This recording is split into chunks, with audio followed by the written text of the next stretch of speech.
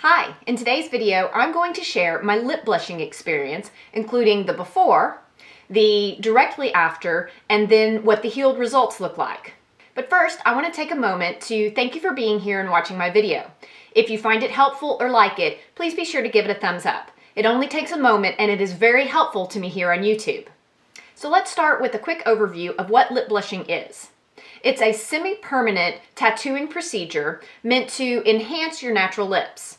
It's not really like the lip tattooing of years past. Instead, it's meant to even out the color of your lips, even out the border, while slightly enhancing that natural color. It can last anywhere from about 12 to 24 months, hence the reason it's really semi-permanent. I will be getting the procedure done today so I can share all of the details of what it's like, how it feels, what to expect, especially if you're thinking about getting lip blushing done. But I did want to be sure to come on here before the procedure to give you a good look of what my lips look like before. So these are my lips without any product, anything on them, so you have an idea of what I'm starting with. I'll be going to the same cosmetic tattoo artist that did my brows about 7 months ago. I actually have a whole video on my microblading experience, including how I chose my artists, what it was like, all of that, and I'll link to that video down in the description box below in case you would like to check that out. But I did have a wonderful experience with my microblading procedure, and especially with the artist that did my brows. So of course, when I was considering the lip blushing procedure, I knew I wanted to go to her again. If you happen to be near the Northeast Oklahoma region, I'll also include her information down in the description box below, and I would highly recommend you check her out if you are considering any kind of cosmetic tattooing procedure. But now let's fast forward a few hours to right after the procedure. It's been about 2 hours since my lip blushing procedure, and here's how my lips are looking. Now, they are a bit swollen for a couple of reasons. One, obviously the trauma from having the lip tattooing done, but two, the numbing cream that was used to help ease some of the pain experienced does cause a little bit of swelling. So although my lips look nice and luscious right now, this is not going to quite remain to this level. But I am really happy with the results and the color, so I thought I would walk you through what today was actually like. So overall, my appointment lasted for about 2.5 hours. When I got there, the first thing I did with my cosmetic tattoo artist was talk to her about what I was actually looking for out of the lip blushing procedure. So what kind of color I was wanting to achieve and any concerns or just pointers for how I wanted my lips actually shaped, etc.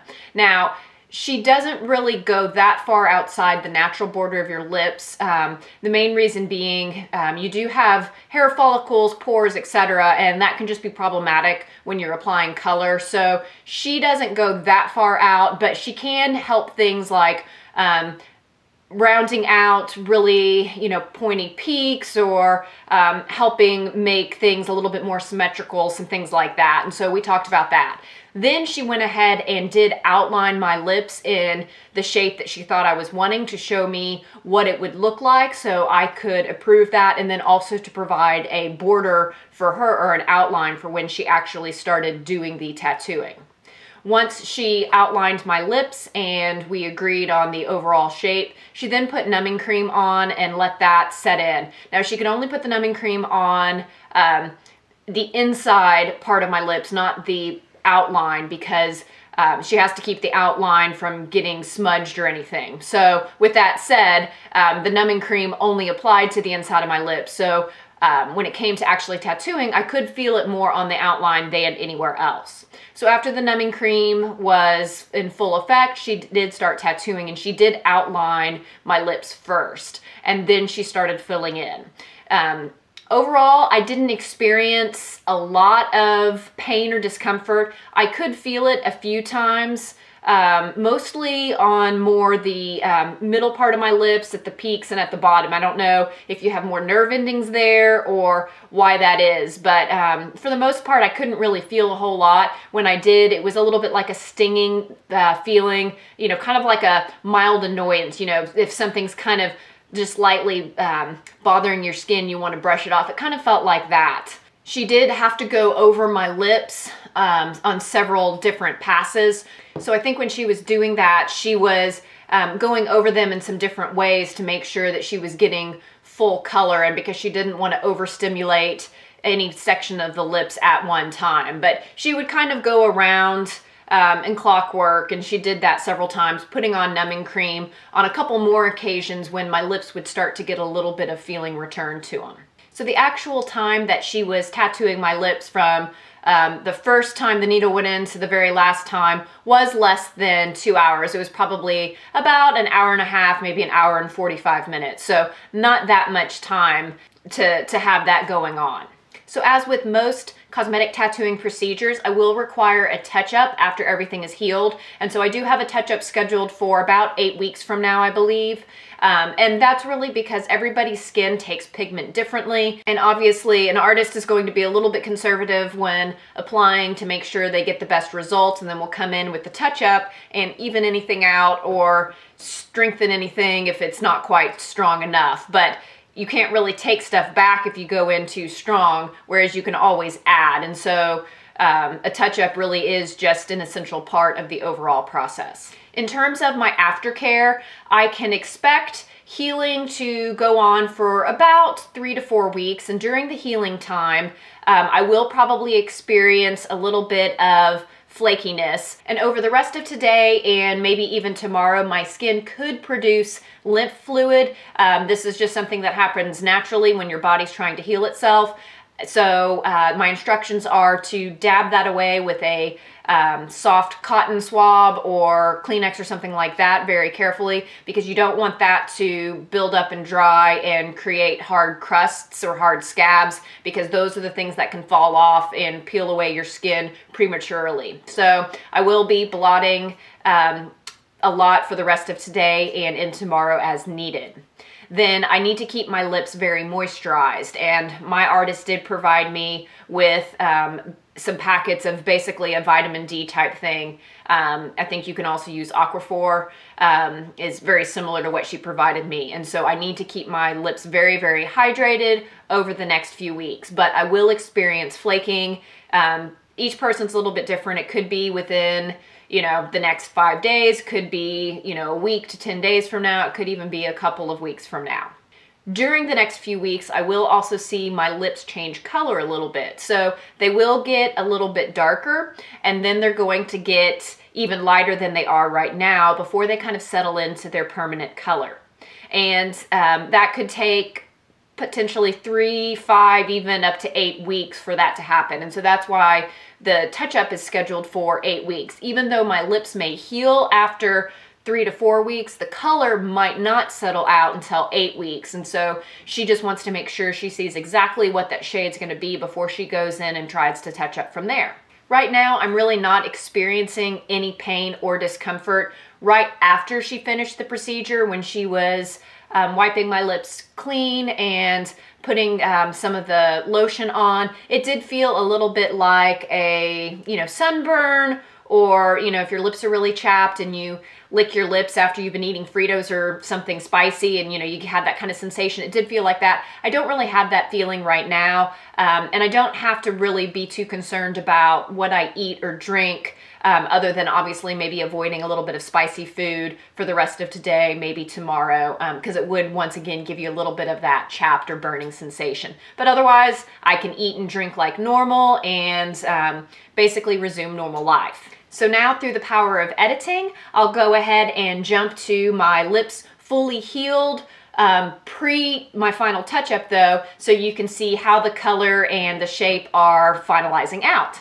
It's now been 3.5 weeks since I had my lip blushing procedure done, and you can see my lips have really returned back to normal size. All of the swelling that I experienced was a temporary thing, and even though about 12 hours after the procedure I still had some swelling, and it really was looking good on my lips and I really liked it, I knew that all of that was going to go away and my lips were going to basically return back to the normal size. And I should also mention, I don't have anything on my lips because I did want you to see what they look like without anything on them. Of course, if you put on any kind of moisturizer moisturizer or gloss. It will enhance or strengthen the color just a little bit and also make your lips look a little bit poutier.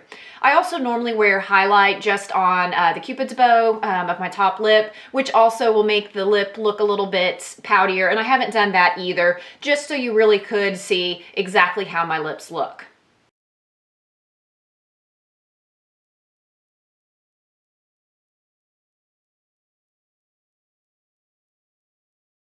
But during the last 3.5 weeks, I think I have pretty much fully healed from the experience. I did keep my lips really well moisturized. Actually, I'm still doing it now with the vitamin D lotion that she provided, putting it on, you know, somewhere between 4, 5, 6 times a day whenever my lips started to feel dry. It is winter, so of course, it's pretty dry in the air anyway, and the cold and the wind have been making it really easy for my lips to dry out, so I will continue to keep my lips moisturized just like I have been. I did experience a little bit of flakiness. For me, the flakiness happened about 3 days in, and the flakiness really wasn't all that bad because I was keeping my lips so moisturized. When I was patting on the lotion, I would just notice that the skin would just kind of ball up or kind of roll off, but I never had any dry patches or anything like that that anybody else would have noticed.